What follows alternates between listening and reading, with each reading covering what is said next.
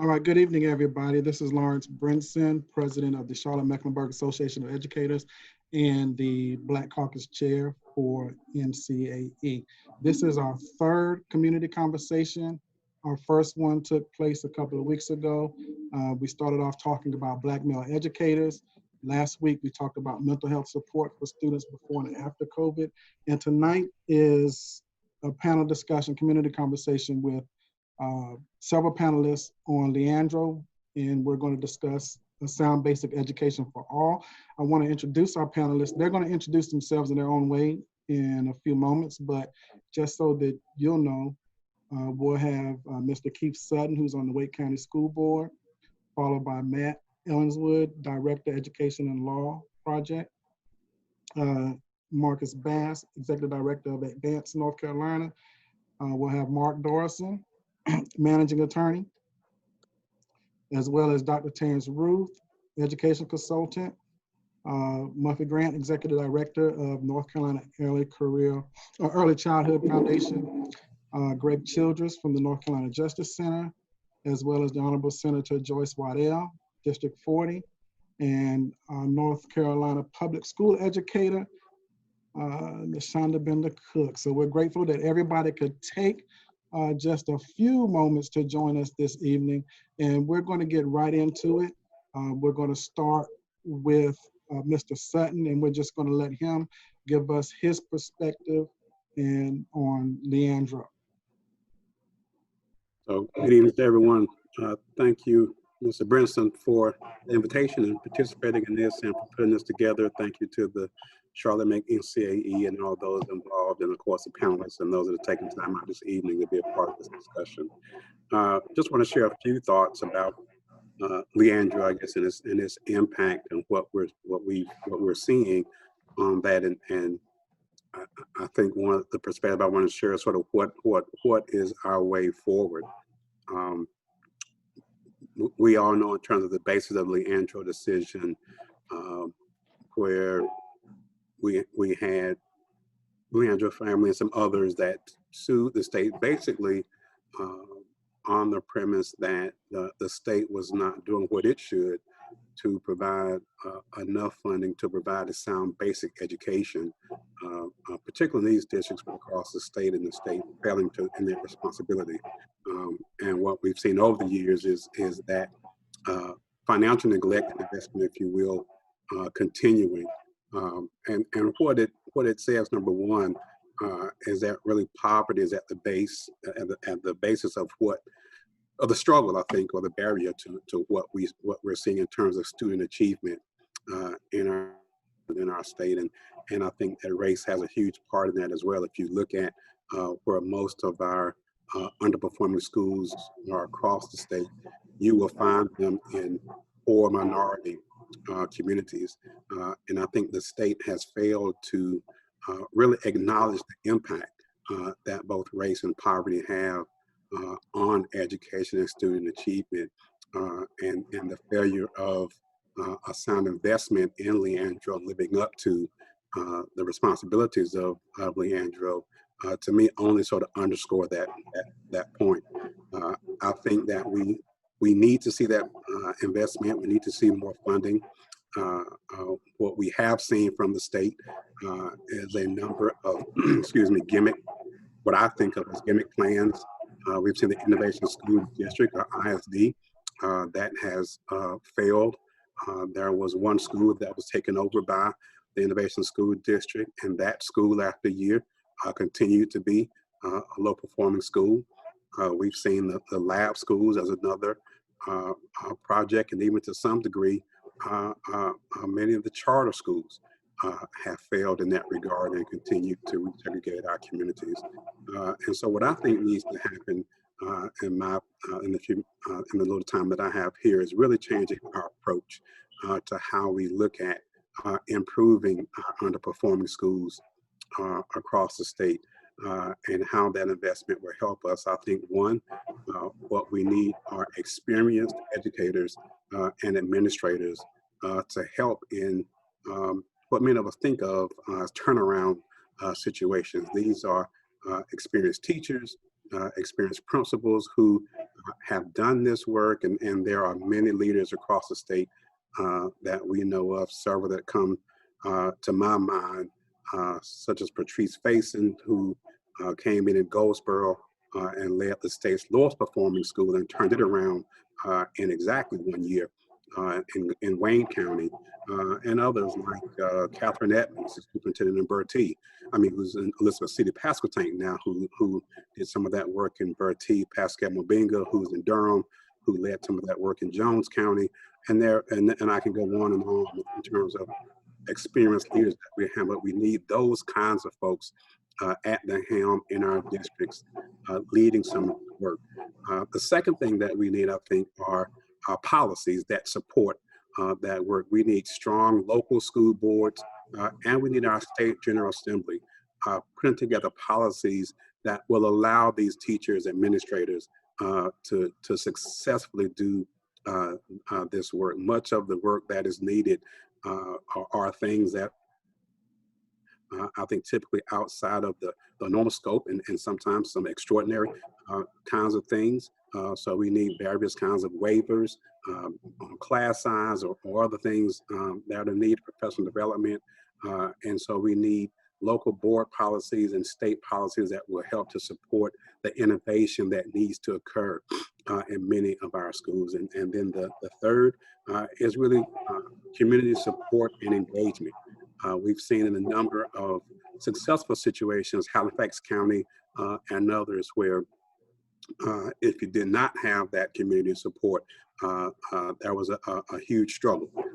And in areas where we saw the Innovation School District wanted to come in and take over schools and did not bring the community along with them, you saw the community rise up and really say, no, we're not going to allow our schools to be taken over, but we want to be a part of that work. And so I think we need community involvement and true community involvement engagement, and not just token community engagement. And then the fourth and the biggest, again, is a significant investment that will help to improve buildings and infrastructure. That is key. We know that where there are nice buildings, very similar to our workplace. If you have a shabby workplace, environments that's not conducive to don't want to work, students won't learn. If you don't have teachers don't want to teach, no one wants to work there. If you don't have good infrastructure, resources such as technology and other things are important for those investments. Human capital, you need the best people, again, in front of our students, in our classrooms, leading those buildings, and significant investment in our children, because we know that their social, emotional health and well-being is important to their academic success. And so I'll close with the thought that, again, the impact of Leandro and the investment that comes with that is so key, so important in terms of really supporting what I think is a what we need in terms of a new approach to how we look at supporting, turning around, and improving the performance of our state's lowest performing schools. And so I'll stop there and allow you to move on to the next panelist. Thank you so much, Mr. Sutton. I know that you have a very busy day, and I do appreciate you taking your time to be with us this evening. And so appreciate your perspective and the resources and advice that you're giving us. And next we have Matt Ellingswood, and I'm going to let him introduce himself and his role and his unique perspective. Thanks, Lawrence. Appreciate it, and appreciate what you said, Keith, as well. That was a fantastic overview of why this is so important. My name is Matt Ellenwood. I'm the director of the Education and Law Project at the North Carolina Justice Center, where I do a lot of our legislative work on issues impacting low-income students, and a lot of it revolves around funding, but also promoting equitable policies that are going to promote better outcomes for low-income children, for English learners, children of color facing disparities in the system, students with disabilities, all of the groups that are really have been most adversely impacted by our unconstitutional education system in North Carolina. And those are the groups that are really at issue in Leandro. And so I've been kind of running around and talking about this case for years. It's been around for, since 1997. This is something that's near and dear to me. And I often start talking about Leandro like people are supposed to know what that is.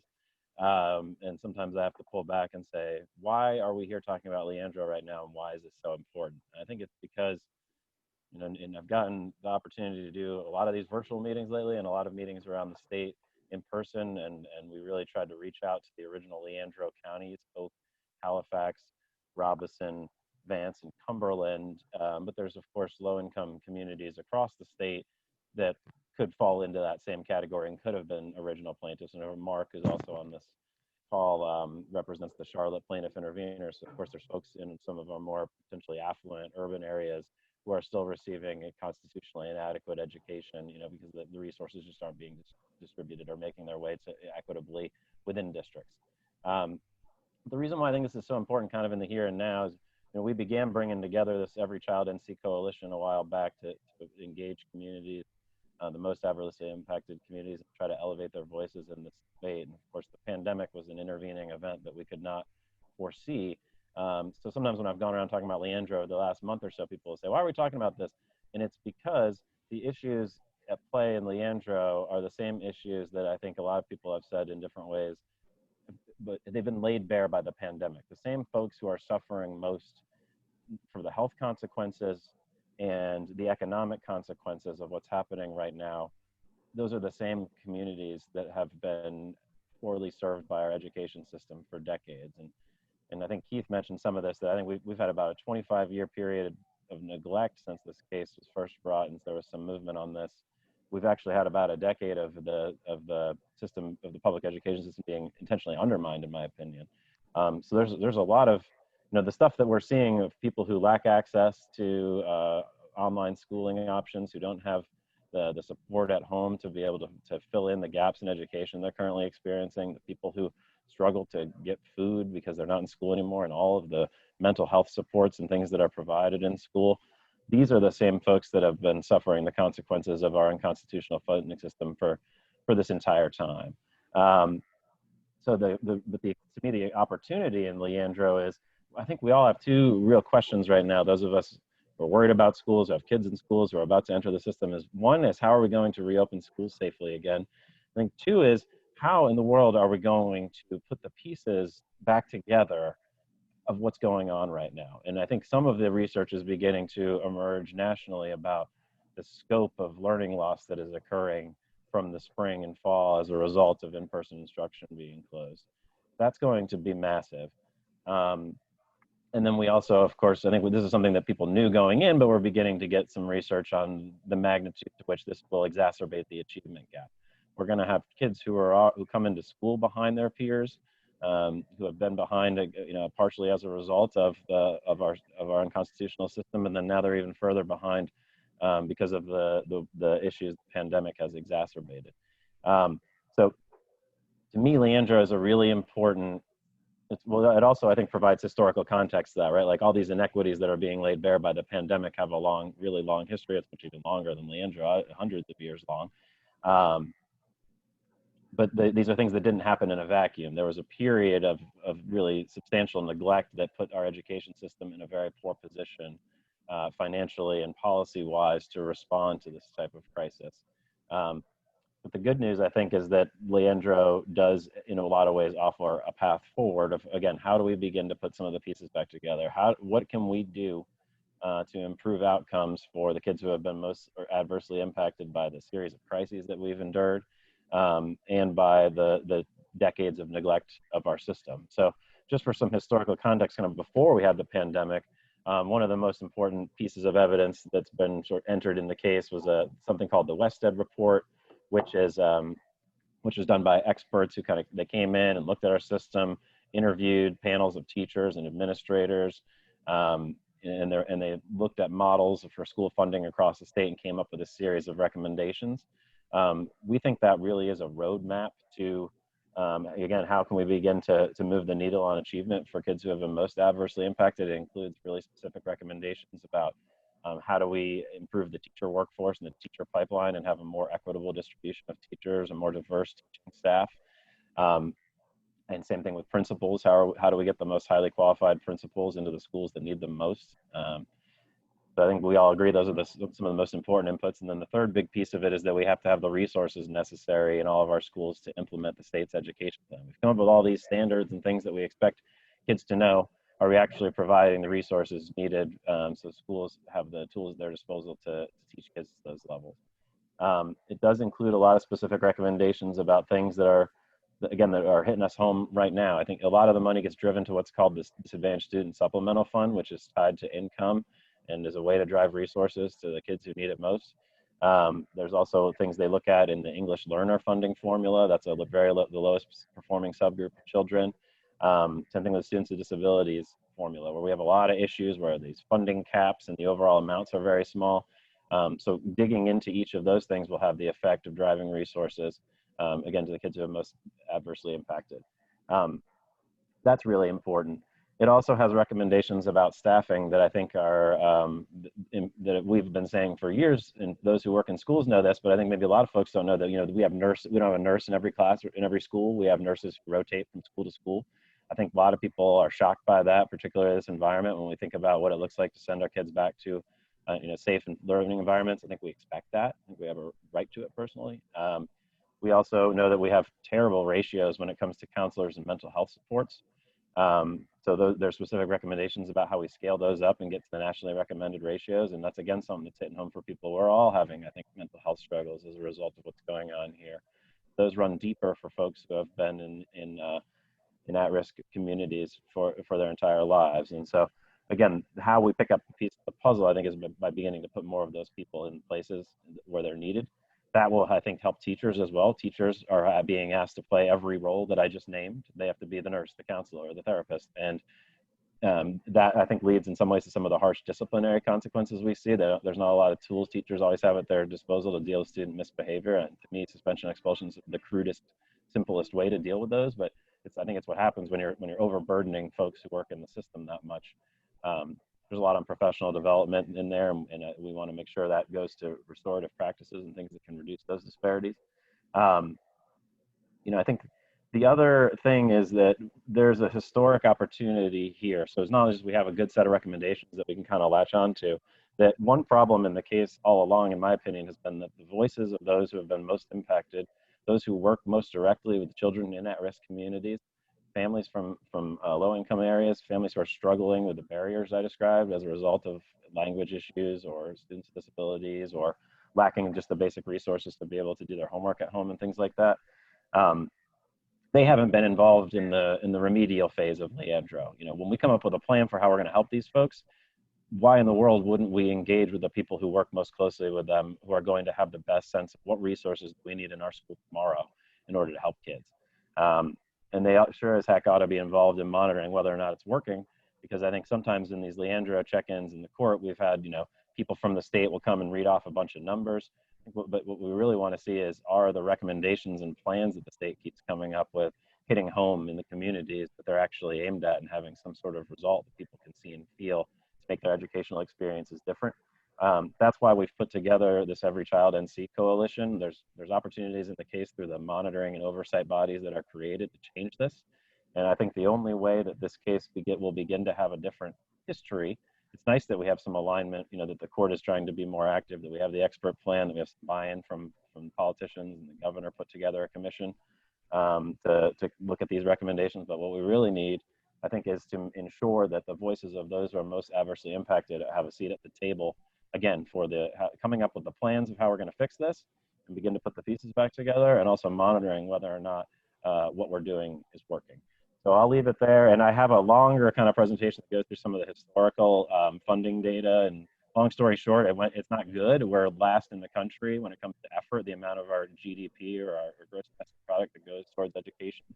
And there's a lot of different ways we show that some of these declines, and that has driven growth in the achievement gap and overall stagnation in performance for kids in general. And I can include some information about how you can join the Every Child NC Coalition, but we're about action at this point. And Mark can talk about the opportunities in the case that are being presented. We see that as an opportunity for our group, again, to finally have a seat at the table in a way that we haven't before.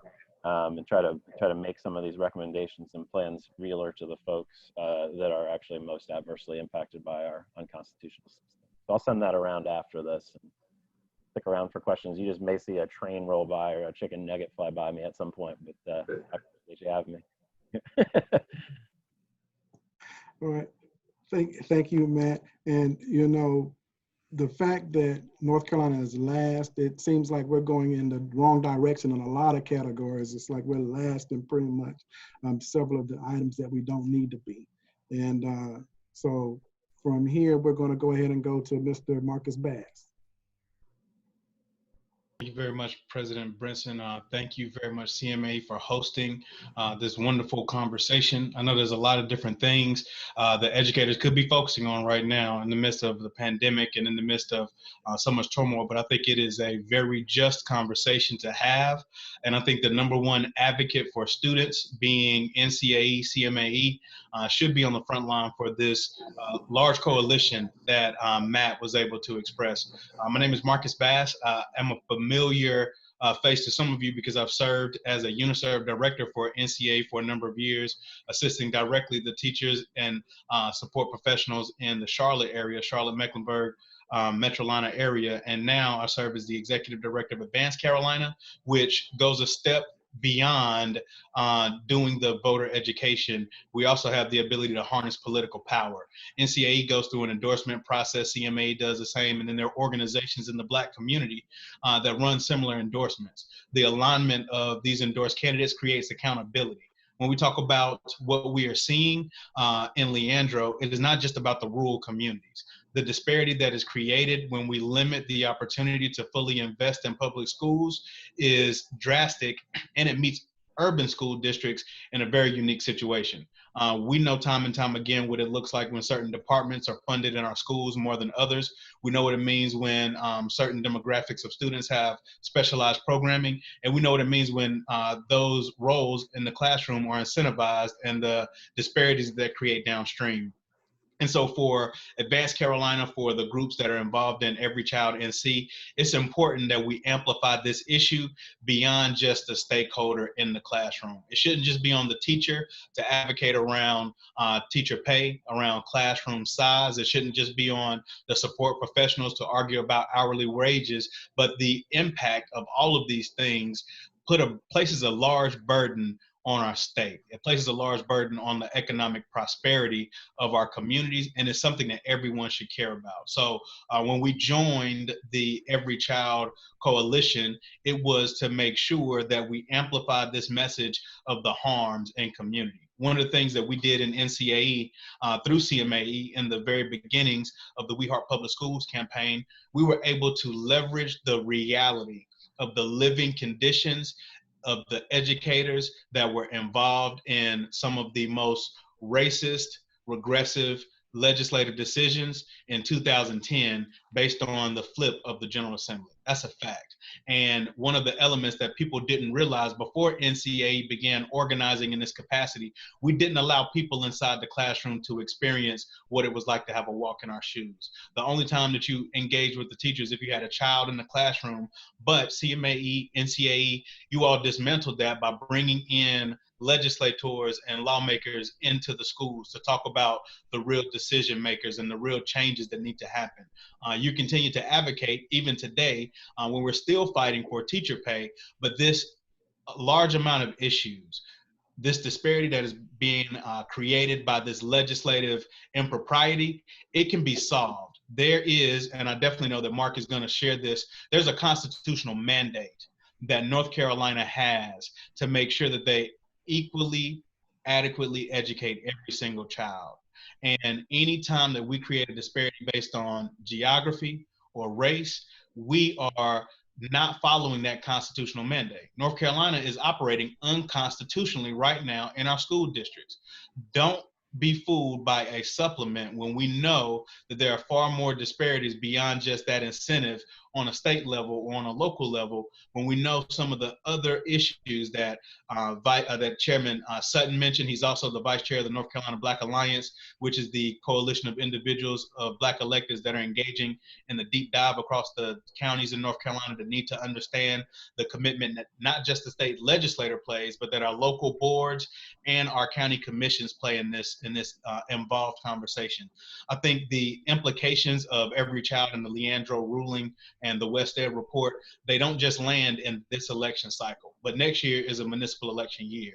And if we're not careful and we don't connect the dots between policy and politics, this long-term engagement that we need to fight back, not just on pay, but on classroom size, on the affordability of education, on technology, on all of these different elements, if we don't begin to coalesce a large strategy and bring that collective win and bring all the communities in, regardless of how many kids you have in the classroom, or if you are even involved in the classroom setting, there's an impact that's involved. And so I think the thing that I'll end with, because I want to make sure we get to the other speakers, are the who.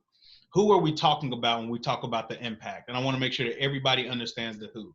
When we are talking about who, we mean students with disabilities, individuals that by no fault of their own have to go through a school system and are sometimes marginalized and segregated based on their ability or a lack of ability. That is who we are talking about when we talk about the impact of the lack of funding and the failure to meet the constitutional mandate for funding for public schools. When we talk about racial discrimination, that is coupled into this conversation. In some cases, racial discrimination is not just about the treatment of children, it's about the recruitment and retention of teachers and educators in the classroom. We're talking about rural students, and I think we already heard the counties that are involved in this situation, and more so in that, the large urban areas that have majority Black students are just as impacted. We're talking about low-income students, we're talking about English language learners, and we're talking about early education. And so if that segment of community does not touch you, I don't know where or what part of North Carolina you live, but every single facet of those key issues in those communities, we need to bring to the table in a long-standing conversation, and policy alone won't shift it. We have the policymakers in North Carolina, the legal experts in North Carolina, and we have seen changes in the legislation happen, but unless we bring the people together in this process, we won't create that long-term change. And so I'm glad to be a part of this coalition, glad to be able to share with CMAE in this capacity, and I look forward to what we can build together.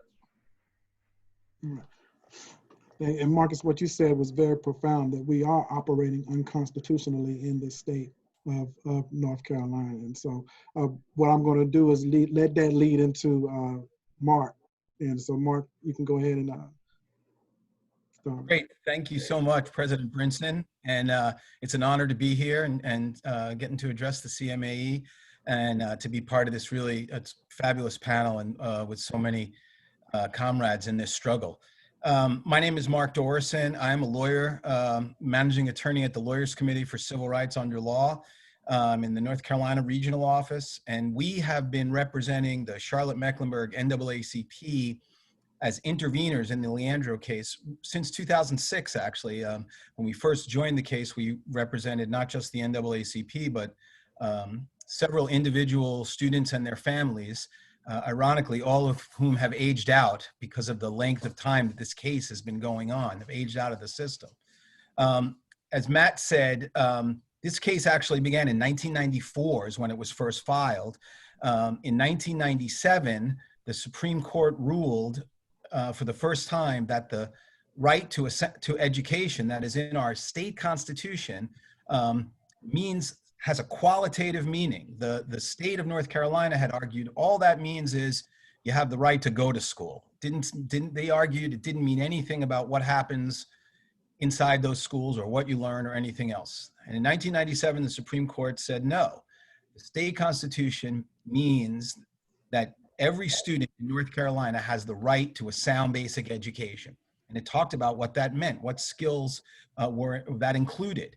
The case went back to trial, and then there was a series of hearings and trials, and the trial court in Raleigh ruled that the state was violating that constitutional right. As Marcus said, the state was found, we don't say guilty in a civil case, we say liable, but the state was found to have violated the constitutional rights of students. And in particular, for at-risk students, what were called at-risk students, all the sub-demographics that have been talked about. That decision was appealed to the state Supreme Court again for a second time. And in 2004, 10 years after the case was filed, the Supreme Court upheld that conclusion and said, yes, state, you are violating the constitutional rights of students. And so from that moment, from 2004 till now, 16 years, we've been fighting about how the state is going to implement a remedy. How is it going to fix its violation, its constitutional violation?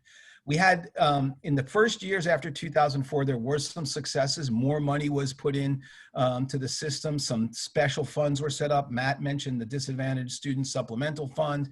There was some new money for other programs serving at-risk youth. The first early childhood education programs were started, More at 4 and NC Pre-K. But over that period, we have seen that those resources cut and cut consistently at the same time that the need continued to grow. And so, there's been a real stagnation in the state's willingness to actually develop a remedy that would address the constitutional harm. Now, a new judge was appointed to the case in 2017, Judge David Lee, and that appears to be just the thing that the litigation needed. He seems to be committed in holding the state accountable. And so as part of his initial effort was the hiring of this WestEd, this education consultant, which was hired as a court expert. The court hired them to really do an in-depth assessment. I mean, up until this point, we had been relying on the state to come in and say, here's what we're doing, here's how good it's working, here's what we, still need to do. But we, we had the fox was reporting on what was happening in the hen house. Now with the WestEd report, we had an independent assessment of what the needs, the remedial needs were. And what the WestEd report showed is in 2018, 2019, we're worse off than we were in 2004 when the Supreme Court first ruled on this. We're further behind in serving the needs of our students. And they came up with a recommended plan, an 8-year implementation plan to bring the state into compliance with its constitutional obligations. And so I really appreciate the way Marcus put it. We are operating in this unconstitutional mode, and we still are. The challenges, I think Matt had alluded to, or maybe it was Keith, that we're moving in the wrong direction.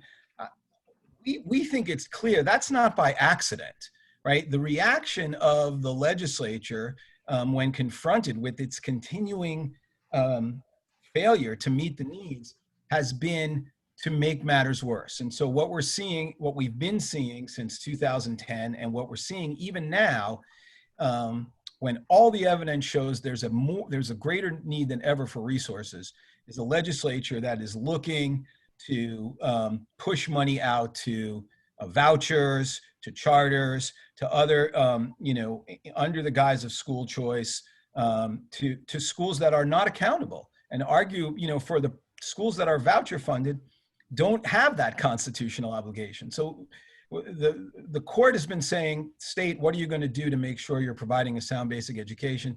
And the legislature's response has been, we're going to encourage more students to go to schools where that constitutional requirement doesn't apply.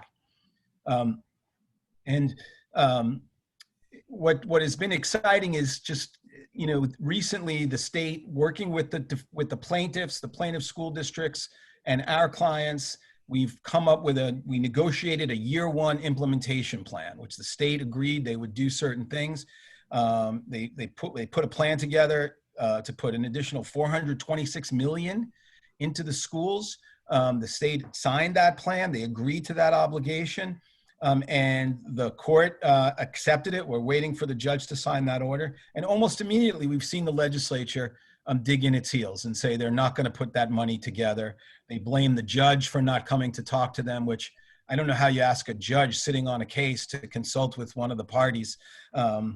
But the state's plan is an $18 million plan. So far short of even, and I'll just say this, 426 million was actually a scaled back version of what we hope to see in year one because of the realities of the impacts of COVID. So one, and I just want to say just a couple of quick other things, and then I'll be done. So I want to hear from everyone else. One thing is, this case was originally brought by rural, low-wealth school districts. But what we know from representing plaintiffs in Charlotte is that what this case is about, the people who, as Marcus said, who's being denied a sound basic education are students that are in, high poverty schools, in racially segregated schools, even in wealthy districts like Charlotte and Wake and other urban school districts. In some communities, every school district in the county looks like that, place like Halifax. But we know those same exact issues, the same disparity of resources, the lack of services for limited English learners, for low wealth students, for students with disabilities, have those same impacts in schools in Charlotte, Mecklenburg. The other thing to keep in mind, what we pushed for in this year one plan specifically was that funds had to be targeted to those learners, to those people who are most severely feeling the impacts, as Marcus mentioned. So we ensured that there was more money for students with disabilities, for limited English learners, for low-wealth students. We also insisted and got into the year one plan money for teachers. I mean, for nurses, social workers, counselors. I mean, we know those positions are vital at any time, but we are now anticipating a new level of trauma impacted students because of the realities of COVID.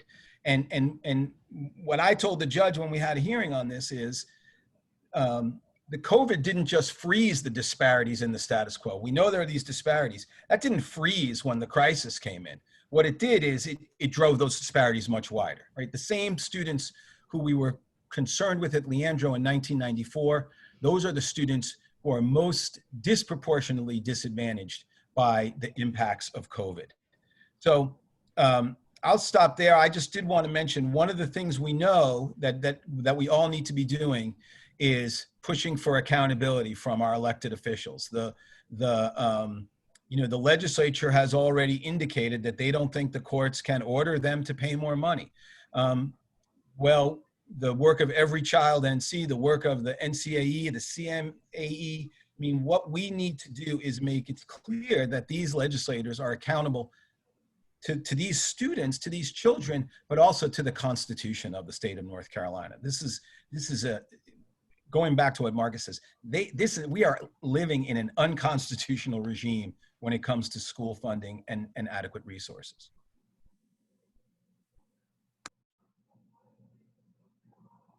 Thank you, Mark. And as we're going to go to Dr. Ruth, I agree with you that this is not by accident. This is not an accident that these things are happening. And so we're going to go ahead and let Dr. Ruth go ahead. How you doing, everyone? Thank you, President Brinson. Thank you, CMAE, for this chance to be able to speak with everyone. I'm here on behalf of Public Schools First NC, which is an organization that advocates for one unified system of public education that will prepare each child for to be a productive citizen. But again, I was going to go through a timeline just like what Mark went through, but I'm gonna leave that out. But I do want to hit some points. January 2020, Judge Lee issues a consent order, again, directing all parties in the case to come up with a short, medium, and long-term action plan to implement from the West Ed recommendation that Mark mentioned. And it asked for a short-term plan in 60 days, and that was delayed to June 15th due to COVID. Now, June 15th, 2020, there was a 2021 joint action plan filed. The fiscal year 2020 action plan in the other case was filed, and there was actions associated with dollars. Now, there were two bills filed, HB 1129 to ensure a sound-based education and HB 1130 to invest in the sound-based education. I add that to the chat box as well. But what's important here is that both bills are now have been referred to the House Rules Committee. And I want to pause here because I was just in a session with Marcus Bass, and he spent a couple of weeks ago, he spent the whole time talking about voting. If anything, this is a commercial to start organizing communities to vote. If it's not urgent, just based on the people you've heard so far, we still got 4 or 5 people left to talk. You have to go vote, and you have to organize your community to vote, and you have to educate your community on the Leandro report. I am a former principal educator, and I know several teachers who don't know about the Leandro report. So again, it's significant that this moment turns into a moment of action and movement towards the polls. September 1st, 2020, Judge Lee signed a consent order affirming the 1994 Leandro case. Now, again, you see the courts have consistently found that the state has failed to provide children with education they deserve. Now, the ruling adopts the 2021 proposal for meeting the Leandro mandate. The 2021 plan calls for, again, what Mark mentioned, $428 million as the first step of an 8-year plan to meet the state constitutional mandate of providing a sound basic education for all students. Now, he made it clear that the children who have been most adversely impacted by our unconstitutional education system must be targeted. Again, you've heard that from several speakers so far, for assistance. And while COVID has really raised that bar, it says that it's not an excuse. We still have to put forward an action plan that addresses the cost. And now we're not even talking about the opportunity cost that was lost to the innovative school district that spent money to take over schools and didn't produce a different result that school board member Sutton talked about earlier. But Judge Lee urged that the governor's office, the State Board of Education, and the General Assembly work together to advance this plan. And so I'm gonna close with this. We have to vote. And we have to vote not just at the top of your ballot, but also turn the page around. You have to vote from top to bottom. It's significant, not just in the rural, but the urban. Not just for your schools, because your schools impact your community, your housing. Everything matters. And so I close with vote. Be educated around this Leandro case because it's significant to your local region. Thank you. Absolutely, 100%. We have to vote the entire ballot. And not only that, it's up to us to educate people as well before they go into the voting booth. But we must absolutely 100% vote the entire ballot. And so we're going to go on to Ms. Grant. Thank you so much, President Brinson. It's an honor to be here with you all tonight and to learn from these dedicated educators and advocates. My name is Muffy Grant, believe it or not. Maybe you've met a cat named Muffy before in your life. And I am the Executive Director of the North Carolina Early Childhood Foundation. We work to promote understanding, spearhead collaboration, and advance policies to ensure that each North Carolina child is on track for lifelong success by the end of 3rd grade.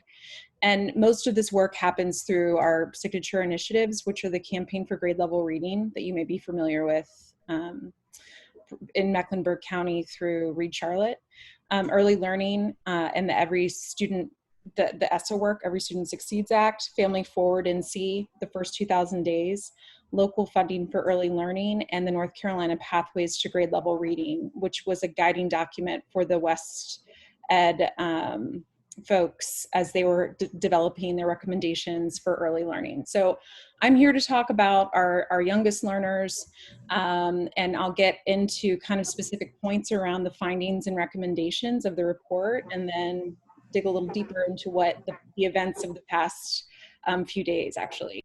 So the findings in the early childhood section included high quality early childhood education is available in North Carolina, particularly through the Smart Start Network and NC Pre-K. Those are highlighted and lifted up as that we should be proud of and continue to leverage and fund at a much higher rate.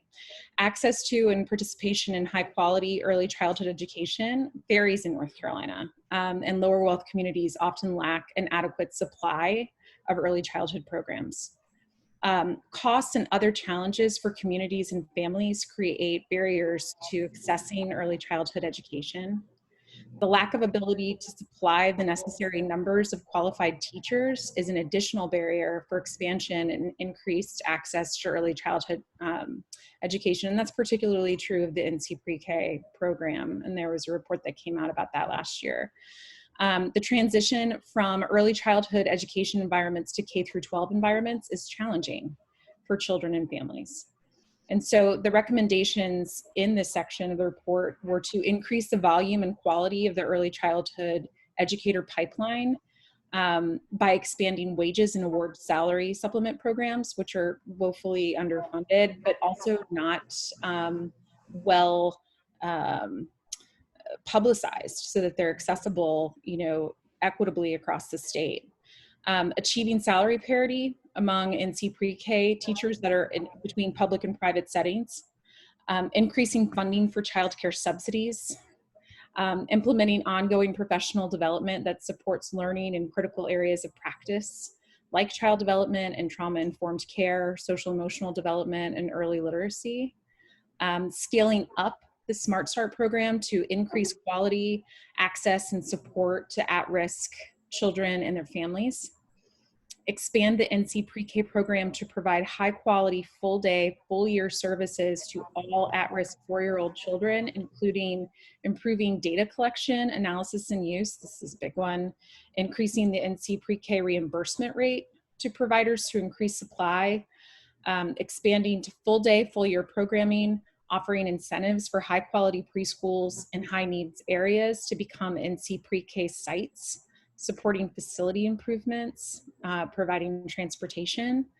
And in order to support that successful transition from to the K through 3 system and promote early grade success, the recommendation is to expand effective professional development for principals in early childhood education, funding teaching assistants through the 3rd grade, investing in support staff, which has been touched on by many of you. That's the nurses and counselors and social workers, and supporting preschool providers and schools to engage with families at kindergarten transition, because we know that's a critical moment in a child's development and a family who could be moving from part C to part B, that is a time of a lot of discomfort and disruption. And so it's important to support these families.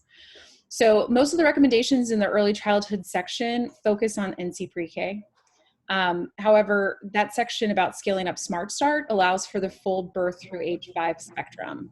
And one recommendation in that section specifically states, augment current funding and infrastructure for programs for children age 0 to 3, which would manifest in home visits and childcare subsidies and home-based childcare, private childcare, pre-K for eligible 3-year-olds, to build and maintain a robust array of early childhood programs with a high-quality workforce.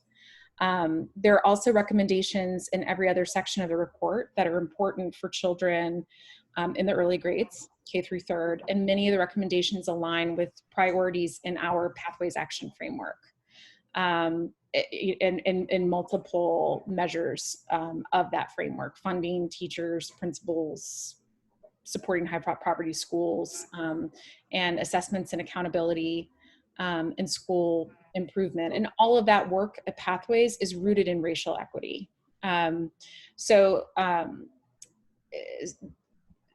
We would argue in the early childhood community, COVID has really exacerbated so many inequities.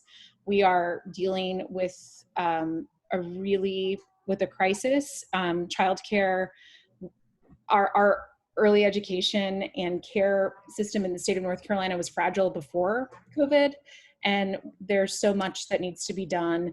There's been such significant disruption now that it's a real opportunity for us to come together and really reimagine and transform a more equitable early care and education system that is universally accessible, that is funded through public dollars. And we're really fortunate that Matt's colleague at the Budget and Tax Center, Alexandra Sirota, is part of our coalition to kind of start thinking through, what does this look like? And who do we need to invite to the table to help us set the table for this conversation? Knowing what we know, that a child enters kindergarten with 85% of their brain volume. 85% of their brain volume. Ostensibly, our investment needs to be in early learning and education, and we've got to change social norms and public norms around that. I will very quickly just talk to you a little bit about the action plan as it relates to early learning, early care and education. Judge David Lee, the 8-year implementation of the state's mandate. They suggest $427 million in birth through higher education, as you all have talked about. And for early childhood, what this means is that there would be $10.5 million to increase state funding for NC pre-K slots. And you know what, I actually will drop this in the chat because I know we're running tight on time, and you probably have you've definitely heard enough of my voice. But I would just say, please say it loud, say it proud. Our youngest learners are our greatest hope for achieving what we want to achieve, and that is closing gaps and really creating a more just society. So thank you all for your time. Thank you. And you know, that is a huge issue, the neglect of early care. People don't really focus on that when they talk about public education, but that is a significant portion of education. So we appreciate you for that. We're going to go to Greg, then Senator Waddell, and then we'll finish out with Ms. LaShonda Cook. Thanks for having me, Mr. Brunson, and I'm glad to be here. I'm following a distinguished line of speakers here. My role is a little bit different than theirs. I'm a K-12 reporter for NC Policy Watch, and so for the last year and a half, I've been covering the proceedings of the Leandro case. But I wanted to share a story I did back. It was published in April, but I did a reporting in March before the pandemic hit. So one of the plaintiffs from Halifax County, the SNCC offender and her family, invited me down to tour the places she went to school, the library where she studied.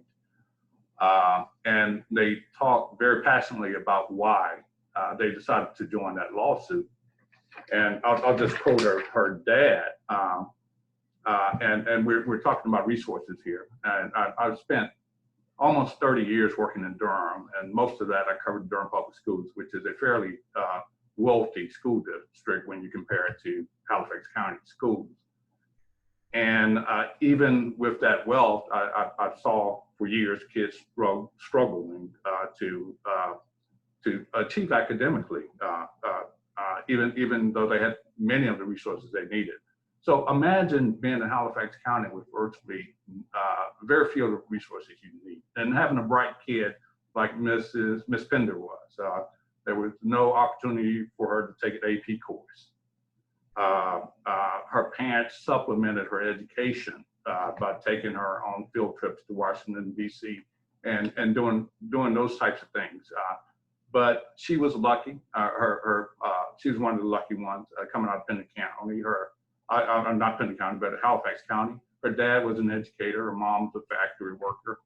And she remarked to me during the interview I did with her that lots of people in Halifax thought that they were rich because they had a home, and her dad was an educator, and her mom worked in a factory.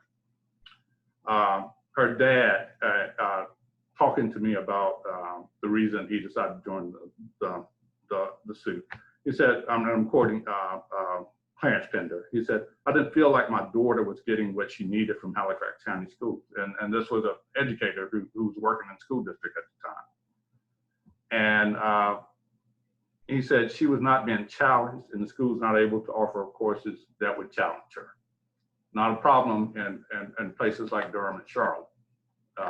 Plenty of AP courses, honor courses, and those types of courses kids need to prepare themselves for college. So as it turns out, the timing of all of this, Snickapender, the daughter, was applying for a spot at North Carolina School of Science and Math, which she did get. And so I did ask, why did you continue to be a party to the Leandro case? And so I'm quoting her dad again. He said, and this is an educator. Keep in mind that this is an educator. So for the benefit of other kids who had high aspirations and abilities and were not being challenged, I joined the lawsuit for that reason, he said. And he said there were many kids in Halifax County schools who were able to perform much better than they were performing, but they didn't have the opportunity to do that. And I know we're running short on time, and I definitely want to hear from the two people coming behind me. But this has been going on, the Leandro case, for 25 plus years at this point. And it is vitally important that something changes in North Carolina, particularly for the rural counties, such as Halifax and the others that are part to the lawsuit. I talked to Snickapender, and I talked to Rodney Pierce, an educator from Halifax County, and I works in Rocky Mount, whom some of you may know. And they're young, bright kids who grew up in Halifax County and had never had, well, Rodney lives there, but he's an educator and he can find work in schools there. But Snickapender never had a thought of returning because there's nothing for someone like her to do there. And that story plays out over and over in North Carolina, particularly in the rural counties. Those small towns in North Carolina are dying. Young people are not staying there. Industries are leaving. And education is definitely the key. You have to give people a reason to want to live there and stay. And I'll wrap this up and just want to quote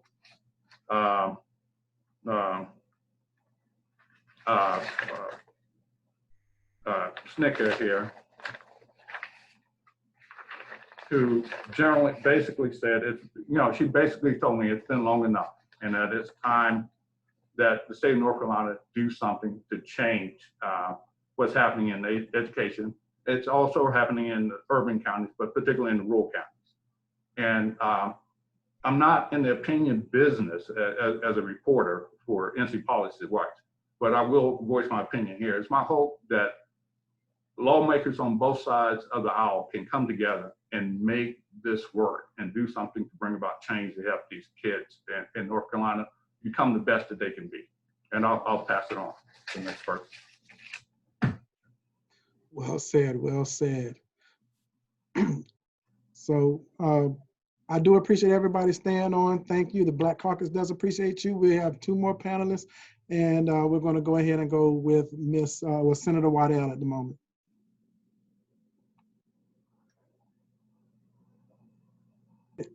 You're on mute. You're on mute.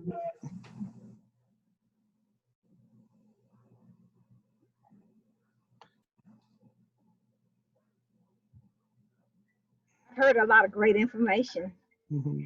and I am thoroughly impressed with what I've heard concerning this case, because much of what you've talked about, I've been hearing for a long time. I'm Joyce Waddell, a lifelong educator, 30 years, and I've retired. Been retired for quite a while, but I continue to work in education, and I've worked in every phase of education, from preschool, college professor, but the most of my years was spent with teacher training for professional development in the Charlotte Mecklenburg schools, as well as assistant superintendents with curriculum in the schools. So I've had an opportunity to travel throughout Charlotte-Mecklenburg schools, when we're looking at more than 100 schools and 144,000 students, 85,000 different languages. So you really do see a lot. In the General Assembly, I do serve on Education Appropriations Committee and K-12 education. So it gives me a great opportunity to listen to people throughout this state about what they think should happen in education. I know we're doing a lot. We have a lot to do. And it's been often said that we have two North Carolinas, one that's a little bit more fluent and one that's less affluent. And as I've heard one of the speakers say, all you do is get in your car with a group and you travel throughout the state and you will see what two North Carolinas look like. And as we know about this Leandro case, it was about school funding case. And so the judge court case approves 427 million action plan to improve the state schools, knowing that each child should have an opportunity to obtain a sound basic education, and that must happen. And what I'm going to say tonight, I want to emphasize the importance of our community being involved, because I think we have to inform them constantly the importance of education and the importance of funding. When Judge Leandro court case approves 427 million action plan, we know that that money has to be spent so that it answers the questions that it's supposed to answer. And I heard someone say that you would be monitoring, you had some group that would be monitoring the spending. And I think that's a good thing. When I first started teaching, we had something called the Comprehensive School Improvement Program. And it was supposed to do some of the same things to help the low wealth counties with improvements in education. And each piece of equipment that we had to have that on it. School Improvement Program. And we had to monitor the funds. So this is not something new. It's coming in a different way. And we've had other court cases, the Swan versus the Board of Education, looking at inequities. And we're talking now that we're looking at the year 2028 for completion of the implementation. That's a long time. And it's hard for a school system to stick with something and stay focused that long. But I think we can do it. We got to bring the community with us, because you know that we have three branches of government: the executive, legislature, judiciary. And each of those branches are involved in what happens here when we think about the sound basic education for all of our students. And to think about this case began more than a quarter century ago, after the 5 rural school districts in low wealth counties sued the state, arguing that they couldn't raise the tax revenue needed to provide students with a quality education, and that their communities were already paying as much as they could pay in taxes. So in 1997, the state Supreme Court issued a ruling, later confirmed in 2004, in which it held that every child has a right to a sound basic education. They said they couldn't raise the money. So if they couldn't raise the money, then it has to come from somewhere. You're looking at the state. A study was done too recently when they asked people in various communities throughout the state, would they be willing to raise taxes, pay more in taxes, in order to accomplish the efforts of a sound basic education? Many of them were not aware of how much was being spent per pupil. Between 9,000 and 11,000 was our 2018 report. And when you start asking more questions and you start talking about raising taxes, you start getting all kinds of different responses. But the money has to come from somewhere. Now, just recently, as we look at the 7 steps or 7 categories that were important. What the governor just signed, the General Assembly passed, this was just in May, a series of bills intended to help address the impact of the COVID-19 crisis on the state's residents. And this is some of what went to help some of the schools. And now, would you believe, now some of the larger school districts really complained because they were thinking, hey, are we being left out? 75 million went to support the school nutrition program to provide meals for at-risk students and families. 70 million to provide summer learning opportunities for students who are below grade level. 15 million to support school districts and providing extended year services. 30 million to purchase computers or other electronic devices so students can participate in remote learning, and 12 million to purchase devices to provide internet connectivity to students so that they participate in remote learning. While this money helped, but the purpose of it was not to negate anything that's been said about what expected of the Leandro case. It's not to do any of that. But it helps as we move forward and helps many of the low wealth communities. In the fiscal year 2021, the action steps detailed below will require an additional state investment of $426,990,000.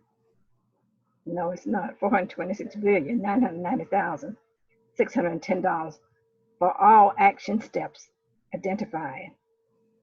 So it's going to cost a lot of money, but we want to make sure that that money is adequately spent.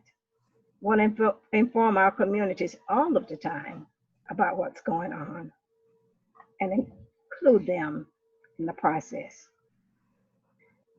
And number 1 in that pipeline is increase the number of eligible teacher preparation programs from the current 5 to 8 to include high quality programs that serve additional regions of the state and to include minority serving universities. We've done a lot with the Teacher Fellows Program, but we need to do more because that's number 1 in almost every report, and I'm looking at 2 or 3 of them. They're focusing on a good teacher, a great teacher in every classroom. Increase funding to support up to 250 teacher fellows for the 2021-22 academic year, 90 additional fellows. I think this is so important because we need to grow our own, even in low wealth communities. And what I've heard a lot of them say, they don't even have a supplement for their teachers.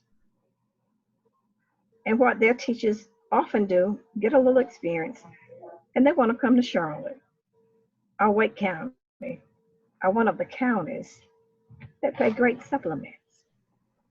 So as we grow our own in our communities, we're going to be doing some things for ourselves to maintain and to keep good teachers in our classrooms.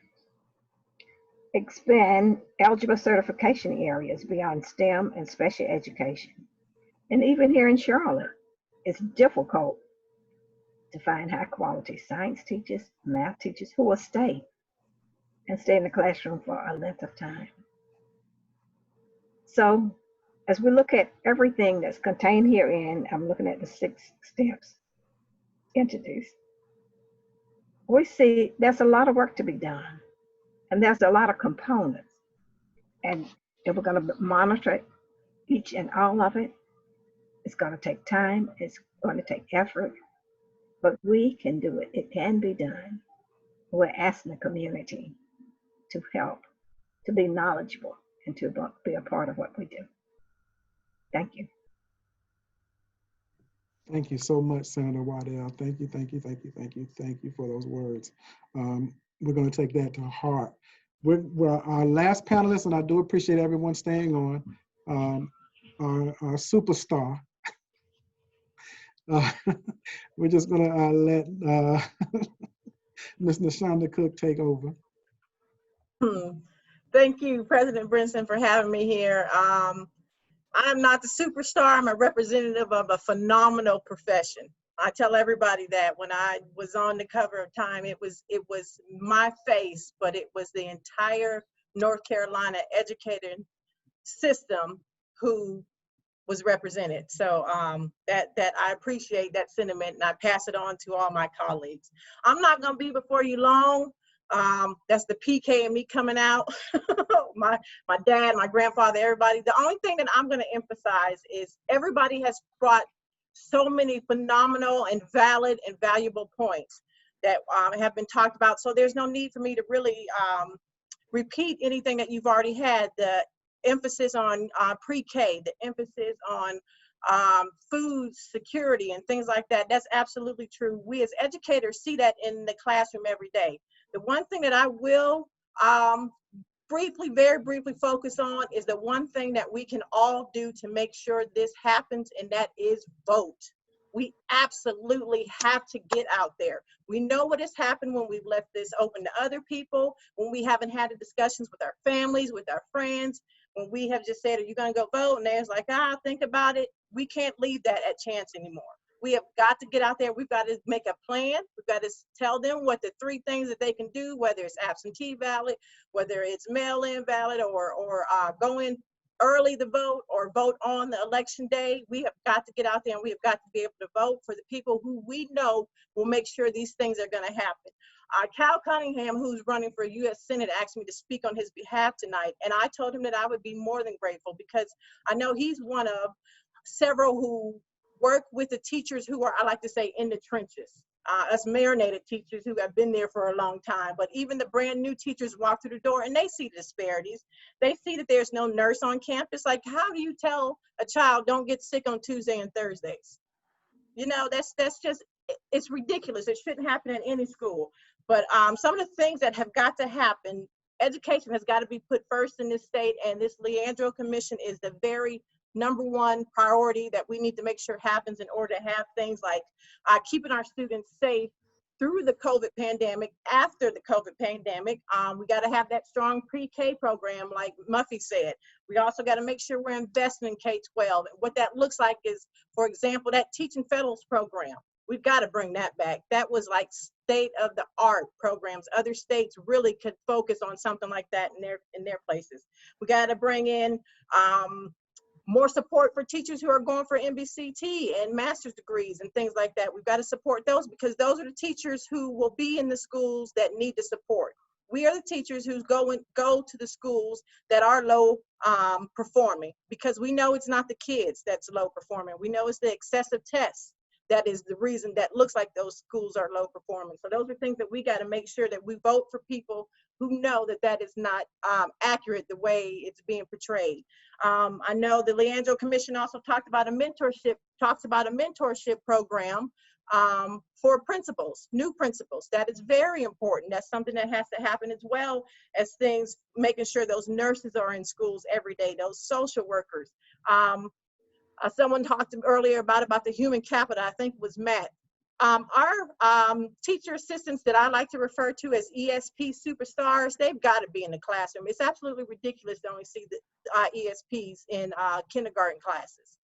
My daughter was in 5th grade when a teacher assistant or ESP found out that there were things that she needed to be addressed. The teacher was doing so many other things, but the ESP saw this.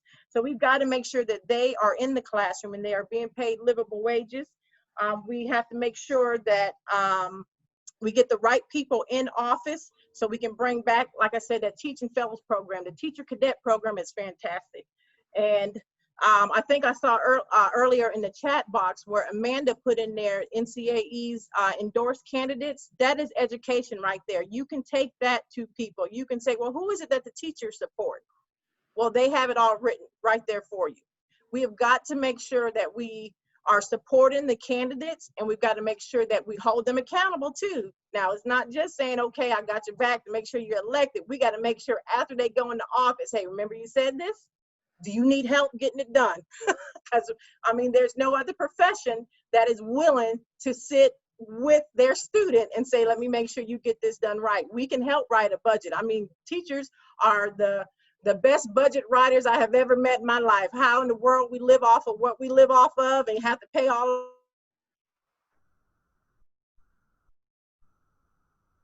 few years. I moved to North Carolina in '99 because I knew this was the perfect state to support my growth as an educator, to raise my family in, to do things that I wanted to do as an educator. So this Leandro Commission is absolutely that. And I'm honored to make sure that that happens.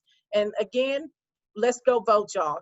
That's my piece for tonight. We gotta vote. We gotta get people out and let's take people with us. Put the mask on if we need them back then, even in November, which we likely will, but we got to get out and vote, take people to vote. Don't let your grandpa, your brother, I even convinced my brother to vote this year because he's got a young child and he sees what's going on now. So you vote, you make sure everybody in your family votes, make sure your colleagues vote, make sure that ex you don't want to talk to no more votes. Get everybody out there to vote because we have got to make sure that teachers get what they need, schools get what they need, our families get what they need, and the future of North Carolina gets what it deserves. So that's my piece. Y'all have a great night. Thank you for having me. Shonda, thank you so much. And the one thing that you said that I really want to emphasize as well, not only the vote, because sometimes we outsource our responsibility and we don't have accountability after the vote. So I do think that that's very important to not just stop at the vote and to make sure that we hold people accountable. So what I'm going to do is we're past time, and I do apologize for that. And I appreciate everybody staying on. This was very important conversation to have. And we're also going to look at moving the needle, so we just don't leave it right here. But what I want to do is, and we're going to do it in the same order that you all began, Mr. Sutton and Dr. Ruth, they both had previous engagements, so they couldn't stay on the entire time. But I do want to give each of you an opportunity to leave any last remarks that you want the attendees to know. And we'll start with you, Matt. I have to go after that. All right. Well, that was that was amazing. Thank you so much. But I'm ready to go to work now. And I really, again, appreciate being involved in this, and would just reiterate kind of what you said about the importance of holding people accountable after the election too. I think that's one idea with the Every Child NC Coalition, is that the goal isn't what happens in this election. This election may open up some opportunities that weren't there before. But one thing I've learned in the decade of being at the legislature is that you have to push folks, even your best friends, on these kind of things. And when you're talking about something that requires the kind of bold thinking that we're talking about here, we have a wall of need hitting our schools. We had it before the pandemic. You know, the West Ed report said we need to put $4 billion into the system over the next 8 years just to get us to the constitutional minimum. That would take us to about the national average on spending effort. So we're about, that's a 40% increase in per pupil expenditures. So we're $4 billion short of average. And then we've got just the amazing amount of the achievement gaps being driven, the learning loss that's occurring, and the cost of what it would look like to open schools safely in the middle of this pandemic. Whenever we come back, schools are going to look different, and they're going to require a lot of resources. And so all of that to say is, whoever is in the legislature making these decisions about funding is going to need to be pushed, not just now, but for the next decade, to begin to be able to do something that's as big and bold as what's required here. And it's going to take a long time. It's going to take people sticking with it. And it's not just one moment in an election, but there is a movement occurring that I'm excited to be a part of, to be involved with, and to be kind of on the policy side of it. That movement needs to be translated into the same sort of bold decisions at the policy level that it's advocating for, right now in the world around us with everything that's happening. So again, really appreciate having me on.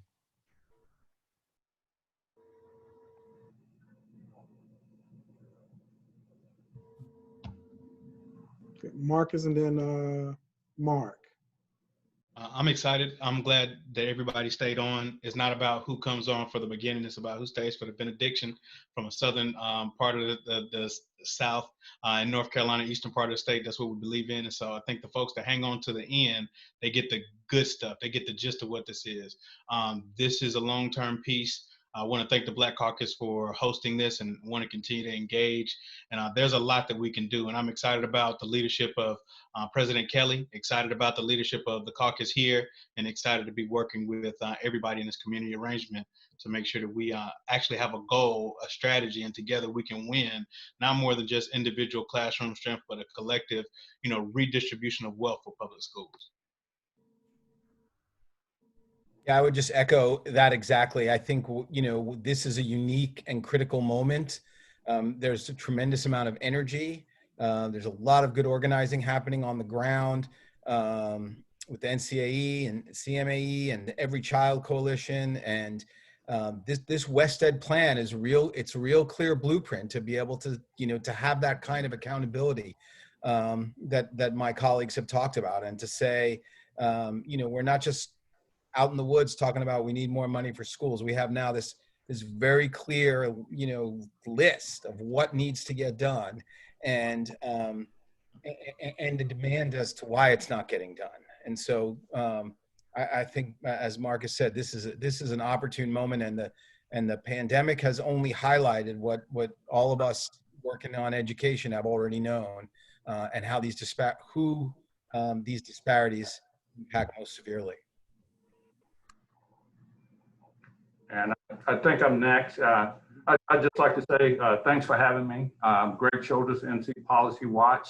I will put my email address and phone number in the chat box. You talked about holding elected officials accountable. I'd like to help you do that. Feel free to reach out to me when you have story ideas. Also, I was looking for a quote from Snickapinda before I finished. And she kind of sums this up, and this is at the end of the story, which I put in the chat box. And I'll quote her. She said, "It's been more than long enough." And she's talking about the Leandro case here. "You have had an entire generation of students who have been left out. You haven't received any remediation. So it's time."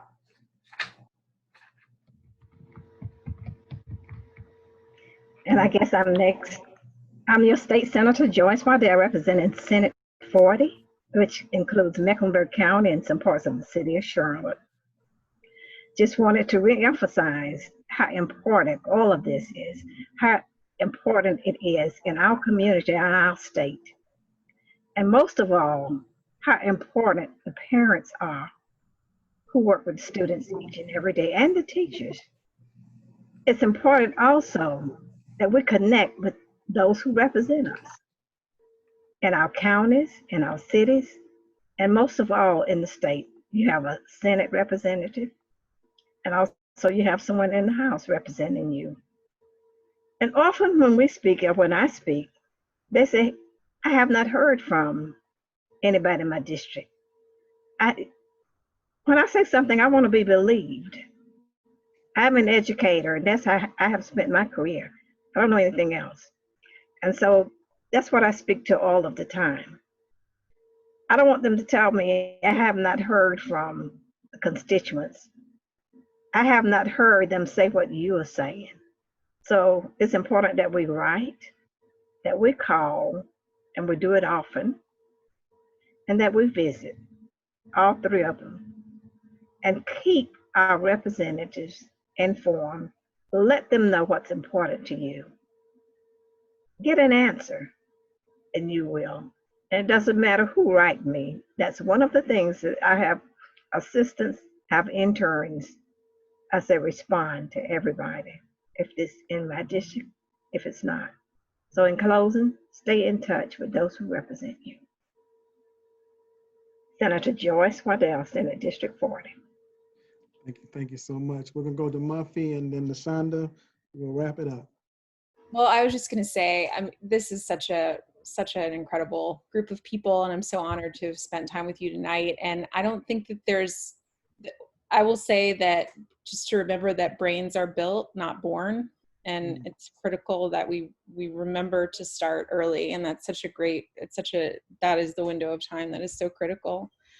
But I also, now we have this lazy shortcut on text so that you can let people know you read their text. It's a thumbs up or a heart or a emphasis, the two exclamation points. I just want a heart, infinity, and 2 exclamation points, everything Ms. Cook said.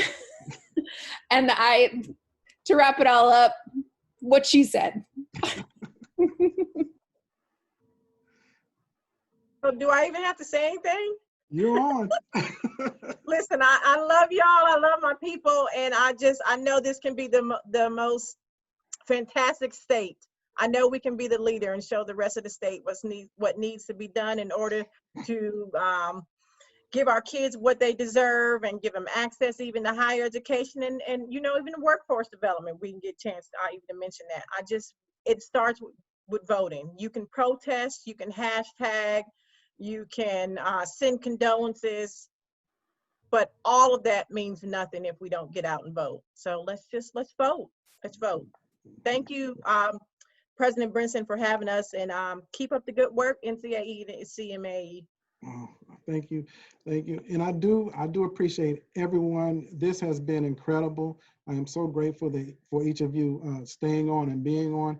This was too important of a conversation to limit the voices.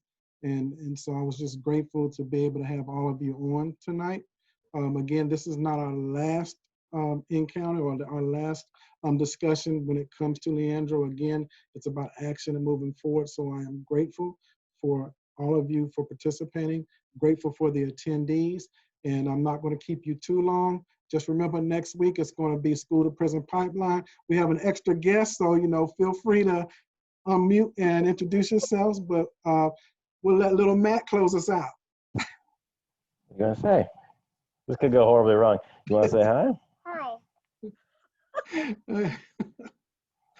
and again, You're thank supposed you, to say, everybody. well, y'all better hurry up and get this right. I'm about to go into school. Well, again, I appreciate everybody. And again, everyone's always welcome. If you need to join the NCAE Black Caucus, I believe it was put in the chat. And again, thank you, and join us next week as we talk about the School to Prison Pipeline. Bye. Good night.